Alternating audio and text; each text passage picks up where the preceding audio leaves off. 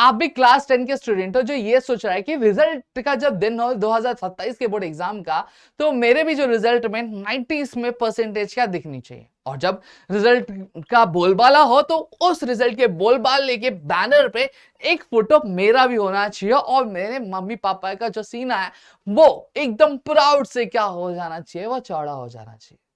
तो दोस्तों, अगर आप भी यही सोच रख रहे हो तो आज की इस वीडियो में मैं यही चीज बात करने वाला हूं कि आज मैं आपको कुछ ऐसे स्टेप्स बताने वाला हूं जो कहीं ना कहीं आपको मदद करने वाले आपकी क्लास 10th में आपके परसेंटेज को बूस्ट करने के लिए और अपनी जिंदगी में आगे बढ़ने के लिए। तो चलिए कि करके चीजों को यहाँ पे बताता हूं, और साथ ही साथ अगर चैनल को अभी तक सब्सक्राइब नहीं किया तो चैनल को याद से सब्सक्राइब कर लो कि यहाँ पे आपके लिए कई सारी चीजें कि हम लोग यहाँ पे बनाने वाले देने वाले। चलो एक एक करके सबसे पहले बात करता हूँ। सबसे पहली चीज आती है डेली टारगेट मेथड। अब बहुत सारे बच्चे क्या होते हैं, वो क्या करते हैं, वो जो स्टडी करते हैं तो रैंडम स्टडी करते हैं। रैंडम स्टडी मतलब क्या होता है कि बस मम्मी ने डांट लगाई, फटका लगाई, बेटा पढ़ा नहीं तू आज, तो बेटा क्या कहता है, बेटा बुक उठा लेता, बुक उठा के ऐसे से ये चीजें गलत है। तो ये चीजें नहीं करनी। सबसे पहली चीज, जब कभी भी आप पढ़ाई कर रहे हो तो एक दिन पहले जो प्रीवियस डे होता है उस प्रीवियस डे में आपको क्या कर लेना है, एक कंप्लीट प्लान बना लेना है कि मुझे साइंस के 2 टॉपिक कवर करने हैं, मुझे एसएसटी के कौन से टॉपिक कवर करने हैं, और मुझे मैथ्स की कौन सी चीजें कवर करनी है, या फिर कौन सा प्रैक्टिस सेट करना है, मुझे इस चीज का आपको क्या पहले दिन ही क्या कर देना है, प्लान क्या बना लेना है।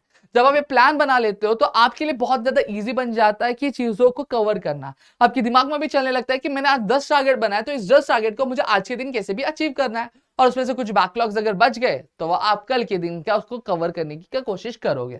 तो सबसे पहली चीज यही है कि आपको क्या करना, आपको जो डेली टारगेट है उस डेली टारगेट को आपको क्या करना है, मेंटेन करना है भाई। अगर डेली टारगेट आपका मेंटेन नहीं है तो आप बहुत पछताओगे मेरे दोस्त, ठीक है। अब अगला यहाँ पे आता है smart study method. Smart study method मतलब क्या होता है, सबसे पहली चीज यहाँ पे बता दो। कुछ बच्चे होते हैं जो गधा मजदूरी करते हैं। गधा मजदूरी इन द सेंस क्या करता है, बुक लेंगे रट्टा मारना शुरू कर देते हैं। नहीं, आपको ऐसे पढ़ाई नहीं करनी है, ऐसे पढ़ाई करोगे तो कभी नहीं हो जाएंगे। सबसे पहली चीज, जब कभी भी कोई भी टॉपिक पढ़ रहे हो, जैसे आपने डेली टारगेट बना, उसके टॉपिक है, अब उस टॉपिक को पढ़ने के बाद सबसे पहली चीज उसकी कंसेप्ट पे ध्यान दो, ठीक। कंसेप्ट क्लियर करने की कोशिश करो। जब आपकी कंसेप्ट क्लियर हो जाते हैं, अब बच्चे क्या कहते हैं, भाई मेरा कंसेप्ट क्लियर हो गया, बस बहुत हो गया, अब मुझे आगे कुछ करने की जरूरत नहीं। यही एक सबसे बड़ी गलती हो जाती है। आपको क्या करना, आपको टेक्स्ट बुक रीडिंग करनी है। क्या करनी है, आपको टेक्स्ट बुक रीडिंग करनी है, क्योंकि जब आप टेक्स्ट बुक रीडिंग करोगे, आपके टीचर ने बहुत बढ़िया समझा दिया, आपने यूट्यूब से बहुत अच्छे से समझ लिया, लेकिन जब आप टेक्स्ट बुक रीडिंग करते हो तो चीजें आपके दिमाग में और ज्यादा अच्छे से क्या बैठती है। टेक्स्ट बुक रीडिंग करने के बाद अब आपको क्या करना मालूम है क्या, अब इसके बाद अब आपको उस टॉपिक से रिलेटेड, उस कंसेप्ट से रिलेटेड जो भी वीडियोस है, हाँ सॉरी, जो भी क्वेश्चंस है, उन क्वेश्चंस को आपको क्या करना है, उन क्वेश्चंस को आपको सॉल्व करना है, या फिर उसको उन क्वेश्चंस को आपको क्या समझना है। जब आप इस हायरार्की में जाओगे तो आपकी चीजें आराम से कंप्लीट हो गई, और फिर उसके बाद आपको क्या करना है, उसको सेल्फ इवैल्यूएट करना है। सेल्फ इवैल्यूएट कैसे करोगे, टेस्ट वगैरह देके उस चैप्टर का, या फिर उस टॉपिक का ओरल वगैरह देके। तो जब इस पर्टिकुलर हायरार्की में जाओगे तो चीजें आपके लिए आसान बन जाएंगी, चीजें आप बहुत अच्छी तरीके से क्या कवर कर पाओगे। तो ये दूसरी स्ट्रैटेजी मेरी होगी।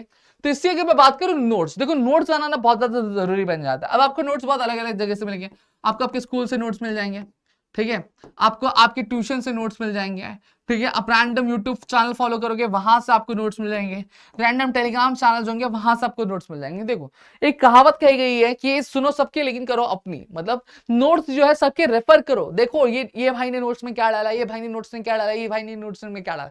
इतना क्लियर हो गया। अब ये सारी चीजें इनपुट देख लिया अब आपने, अब आप क्या करो, अब आपके खुद के नोट्स बनाओ। देखो खुद के नोट्स बनाओ। अभी खुद के नोट्स से बनाओगे तो देखो अब इसमें से 5 नोट्स अगर आप रेफर करो एक पर्टिकुलर टॉपिक है, तो देखो कौन सा डेफिनेशन आपको इजी लग रहा है, उस डेफिनेशन को अपनी नोट्स में इंक्लूड करो, ठीक है। दूसरी चीज आप ये देखो कि सबसे सिंपल लैंग्वेज जो लग रही है वो वाली चीज आप इनमें इंक्लूड कर सकते हो। फिर कौन सी चीजें जो है इन नोट्स में अवेलेबल नहीं बट ये नोट्स में अवेलेबल है, तो उन चीजों को आप अपने नोट्स में अवेलेबल कर सकते हो। तो ये जो नोट्स होगा ये आपका लिखा हुआ नोट्स होगा। इससे क्या होगा, इससे 2-3 फायदे होंगे। पहला फायदा ये होगा, ये आपका खुद का पर्सनलाइज्ड नोट्स है तो ये आपको समझ में ज्यादा आएगा। दूसरी चीज ये होगी कि जब आप लिखोगे तो कहीं ना कहीं कुछ चीजें आपके दिमाग में और अच्छी तरीके से दिमाग में बैठेंगी, तो ये एक फायदा हो जाएगा। और फिर जब एग्जाम का जब लास्ट मोमेंट चलेगा तो आपको रिवीजन के लिए आपको इधर उधर भटकने की जरूरत नहीं है, या फिर टेक्स्ट बुक ओपन करने की जरूरत नहीं है। You have your own notes और आप इसको खुद से क्या रेफर कर सकते हो, और आप आराम से अपनी चीजें क्या कवर अप कर पाओगे। समझ में आ गए, इतनी चीजें क्लियर हो गई। अगला अगर मैं बात करूं वीक सब्जेक्ट, अब बहुत बच्चे क्या करते हैं, जब कोई भी चीज उनको सताने लगता है या फिर डराने लगता है तो वो 2 ही चीजें करते हैं, या तो उसको बंद कर देते हैं या फिर उससे भाग जाते हैं। तो सबसे पहली चीज जब मैं वीक सब्जेक्ट्स की बात करूं तो वीक सब्जेक्ट्स को कभी भी आपको इग्नोर नहीं करना है, इग्नोर करोगे क्या? नहीं, इग्नोर नहीं करना है आपको। हमेशा जब भी वीक सब्जेक्ट्स होते हैं उसको टाइम दो थोड़ा सा, ठीक है? एक बार भी नहीं समझे, 2 बार भी नहीं समझे, 3 बार 4 बार समझो। और जरूरी नहीं है कि आप 10 टॉपिक कंप्लीट करो। अगर आपको उस पर्टिकुलर चैप्टर का, अगर सब्जेक्ट का अगर 10 क्वेश्चन नहीं हो रहा, 2 क्वेश्चन दिन का बनाओ, 2 क्वेश्चन का टारगेट रखो, 2 क्वेश्चन को लेकिन एकदम परफेक्ट कर लो। क्या कर लो? एकदम परफेक्ट कर लो कि अगर वो 2 क्वेश्चन आपको पूछा गया तो आप बहुत अच्छी तरीके से कर लो। और धीरे धीरे वो सब्जेक्ट भी आपका क्या होने लगेगा? आपका इंप्रूव होने लगेगा। उसको छोड़ना नहीं है, उसको इग्नोर नहीं करना है, उसको पे अटैक करना है, उसके ऊपर आक्रमण आपको करना ही करना है। अगला आता है आंसर राइटिंग। आंसर राइटिंग बहुत ज्यादा जरूरी बन जाता है। देखो अब लैंग्वेजेस का जो पेपर है वो 3-3 घंटे का होता है, ठीक है, आपके बोर्ड एग्जामिनेशन में। अब आपका आंसर राइटिंग की प्रैक्टिस नहीं होती, इसकी वजह से क्या होता है? आपका हाथ दर्द करने लगता है, ठीक है, पेन आपके हाथ में बैठा नहीं रहता है, तो आपके हाथ में सूजन वगैरह बहुत सारी चीजें लगती है। और आपको पता भी नहीं होता। आंसर राइटिंग का एक मेन चीज है कि जितना मार्क्स है उस मार्क्स के अकॉर्डिंग मुझे कितना कंटेंट लिखना है, ये भी चीज का आइडिया आपको रहता नहीं है। तो सबसे पहली चीज आपको यही करनी है कि जब आप आंसर राइटिंग कर रहे हो तो आप समझो कि कितने मार्क्स के लिए कितना कंटेंट मुझे लिखना है, कितनी चीजें उनकी इंक्लूड करनी है, उसको लिखने का पैटर्न क्या होना चाहिए, क्या फॉर्मेट है, क्या स्टेप्स है, इन स्टेप्स का बारे में आपको पता होना चाहिए। फॉर एग्जाम्पल, अगर आप ज्योमेट्री का एक थियरम है, उस थियरम को लिखने के लिए मुझे क्या क्या चीजें चाहिए, कि मुझे उसमें क्या क्या इंक्लूड करना है, क्या मुझे उसमें गिवन इंक्लूड करना है, क्या मुझे उसमें रफ डायग्राम बनाना है, क्या मुझे इसमें कंस्ट्रक्शन रखना है, क्या मुझे उसमें प्रूफ लिखना है, क्या मुझे फाइनल आंसर लिखना है, मतलब क्या क्या चीजें मुझे इंक्लूड करनी चाहिए। जब आपको ये पता होगा तो आपके लिए चीजें इजी बन जाती है कि आप उसको आराम से चीजें क्या लिख सकते हो। जैसे अगर मैं बात करूं न्यूमेरिकल्स की, साइंस में 1 में जो न्यूमेरिकल्स है, ग्रेविटेशन की हो गए, हीट के न्यूमेरिकल्स हो गए, तो सबसे पहली चीज हमें क्या लिखना, हमें गिवन लिखना पड़ता है, फिर फॉर्मूले लिखने पड़ता है, फिर फॉर्मूले में हमें वैल्यूज को इनपुट करना होता है, वैल्यूज को इनपुट करने उसको कैलकुलेट करके हमें दिखाना होता है, फिर कैलकुलेट करने के बाद उसका एक फाइनल आंसर विद यूनिट हमें लिखना होता है। तो देखो ये 3 से 4 स्टेप्स है। अगर अभी 3 से 4 स्टेप्स आपने लिख दिए तो बट ऑब्वियसली बात एग्जामिनर आपके ऊपर फिदा हो जाएगा और आपको मार्क्स देने में मजबूर हो जाएगा।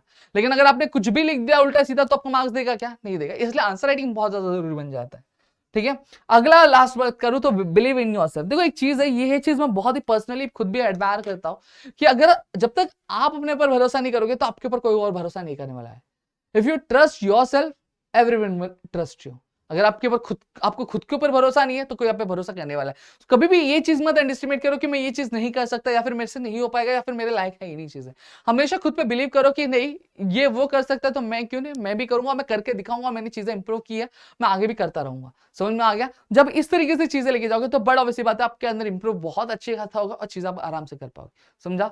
तो चलो मिलते हैं हमारे अगली वीडियो में। चैनल को सब्सक्राइब नहीं किया तो सब्सक्राइब कर लो, दोस्तों शेयर करो, ताकि ऐसा और कई सारे वीडियो में आपके लिए मिलते हैं अगली वीडियो में। जय हिंद दोस्तों।